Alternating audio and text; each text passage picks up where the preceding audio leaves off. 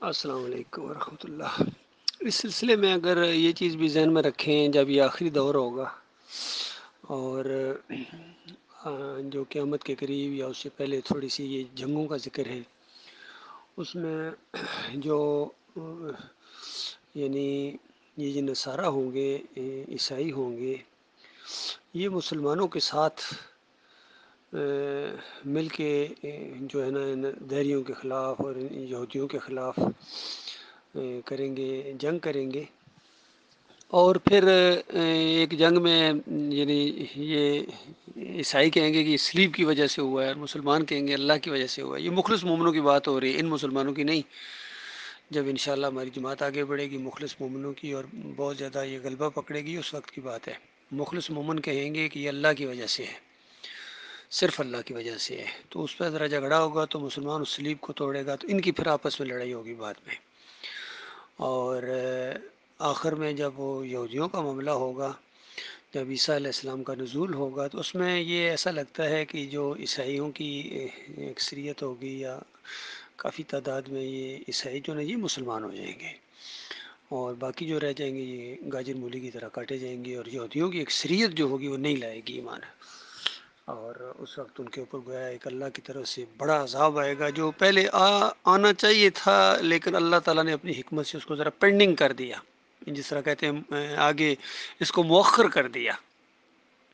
تو ان مسلمانوں کی پٹائی کا انتظام کرنے کے لیے ایسی لعنتی قوم سے اللہ تعالیٰ ان کو پٹوا رہا ہے، کیونکہ ان کا جرم بہت بڑا ہے۔ ان کے پاس قرآن جیسی کتاب، آخری نبی محمد صلی اللہ علیہ وسلم جیسے رسول، اور ایک زبردست قسم کی تاریخ ہے ان کے سامنے، خلفائے راشدین، صحابہ اکرام کے واقعات، اسلامی تاریخ، لیکن پھر بھی ان کی آنکھیں نہیں کھل رہی ہیں، اور یہ اسی طرح غلط فہمی میں مبتلا ہیں جس طرح جب قرآن کا نزول ہو رہا تھا تو یہود و نصارہ جس غلط فہمی میں مبتلا تھے، ان کے علماء اور مشائخ نے ان کو بہت بڑا فراڈ کیا تھا کہ تم لاڈلے ہو، تم چہتے ہو، بلکہ تم اللہ کے بیٹے ہو، اور اللہ تعالیٰ تمہیں عذاب نہیں دے گا، اور بالفرض جہنم میں ڈال بھی دیا تو بس ایک دو دن کی بات ہے، اس کے بعد پھر تم نکال لیے جاؤ گے، تم تو جنت میں جاؤ گے۔ تو یہ ان کو غلط فہمی بہت بڑی تھی۔ بالکل وہی غلط فہمی آج ان مسلمانوں کو ہے کہ تم جو ہو نبی علیہ السلام کی امت ہو، چونکہ تم لاڈلی امت ہو، تمہیں کیوں اللہ تعالیٰ عذاب دے گا؟ جہنم تمہارے لیے تو نہیں ہے، وہ تو دوسروں کے لیے ہے۔ کرے غیر بت کی پوجا تو کافر، کواکب میں مانے کرشمہ تو کافر، مگر مومنوں پر کشادہ ہے راہیں، پرستش کریں شوق سے جس کی چاہیں، نبیوں کو جو چاہیں اللہ کر دکھائیں، اور نہ اسلام میں کچھ فرق آئے، نہ ایمان بگڑے، نہ توحید جائے۔ تو اس طرح کی جو بات ہے پوری طرح ان کے اوپر فٹ آ رہی ہے، اور سورہ یوسف کی وہ آیت 106 نمبر، وَمَا يُؤْمِنُ أَكْثَرُهُم بِاللَّهِ إِلَّا وَهُمْ مُشْرِكُونَ، اکثریت اس طرح یہ ایمان لاتی ہے کہ ساتھ ساتھ شرک بھی کرتے ہیں، ہوتے مشرک ہیں، اور امیدیں انہوں نے باندھی ہوئی ہیں جنت کی کہ یہ جنت میں داخل ہو جائیں گے، کیونکہ یہ لاڈلے ہیں،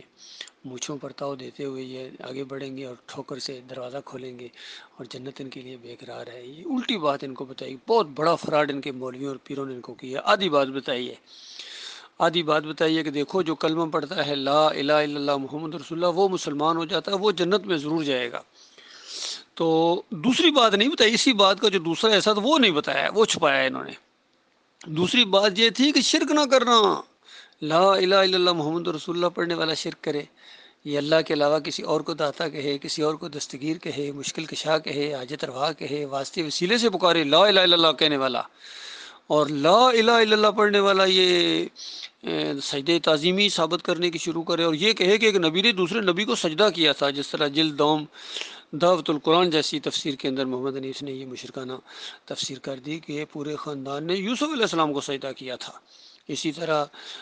تفسیر شبیر احمد عثمانی کے اندر جو ہے وہ محمود الحسن اور شبیر احمد عثمانی نے سورہ فاتحہ کی کڑاکے کی پہلی توحید کی آیت اس کو شرک کے اندر بدلی کر دیا کہ اللہ کے بندوں کو، مقبول بندوں کو خالص واسطہ رحمت الہی سمجھ کر اگر پکارا جائے تو یہ ایاک نعبد و ایاک نستعین کے اندر آتا ہے۔ یہ وہی بات ہے جو اشرف علی تھانوی نے کہی تھی کہ کہتے ہیں میرا استاد کا بھی یہی کہنا ہے اور ان کا بھی یہی کہنا ہے کہ اللہ کے بندوں کو رسول کا بندہ کہا جا سکتا ہے۔ سورہ زمر میں آ گیا، قرآن سے ثابت کر رہے ہیں، اندازہ لگائیے، سارے صوفی قرآن سے ثابت کرتے ہیں کہ وحدت الوجود ہے، وحدت الشہود ہے، تاکہ ڈاکٹر اسرار جیسا انقلابی ذہن رکھنے والا آدمی بھی جو پوری زندگی قرآن قرآن کرتے اس کی گزر گئی، لیکن وحدت الوجود کے شرک سے یہ نہیں بچ سکے ہیں، طاغوت کا ہمیشہ دفاع کرتے رہے ہیں۔ یہ بہت بڑی بدبختی ان کی، چاہے کتنے سہانے نام کے ساتھ آئیں، تنظیم اسلامی ہے جی، یہ جماعت اسلامی ہے جی، اس انداز سے یہ آئے ہیں اور کفر و شرک لے کے آئے ہیں، دعا لائے ہیں، زہر ملا کے لائے ہیں، یہ ان کا ہوا اللہ کے بندوں،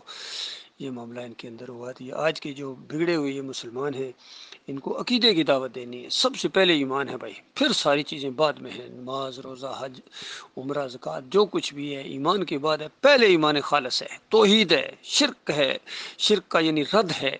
کفر بالطاغوت ہے، نام لے کے انگلی رکھ کے شرک کی جو ہے دجیاں بکھیرنی ہیں اور اس کا تیا پانچا کرنا ہے، کھال اتارنی ہے ان کے داتاؤں دستگیروں مشکل کشاؤں حاجت رواؤں اور سجدہ تعظیمی اور واسطے وسیلے اور جمہوریت کی کھال اتارنی ہے، تعویذ گنڈے کی اور پیروں مولویوں کی پوری طرح کھل کے دعوت سامنے آئے، پھر پتہ چلے گا حق کیا ہے اور باطل کیا ہے، کون حق کے ساتھ کھڑا ہوتا ہے اور کون باطل کا پرستار ہے، کون مرید ہے اپنے پیروں کا اور امیروں کا اور اپنے مولویوں کا اور معاشرے کا، کون مرید ہے اور کون اللہ کا بندہ ہے اور کون معاشرے کا بندہ ہے، اپنے نفس کا بندہ ہے، بادشاہوں کا بندہ ہے، فرقوں کا بندہ ہے، مسلکوں کا بندہ ہے، یہ پھر بات کھل کے سامنے آ جائے گی،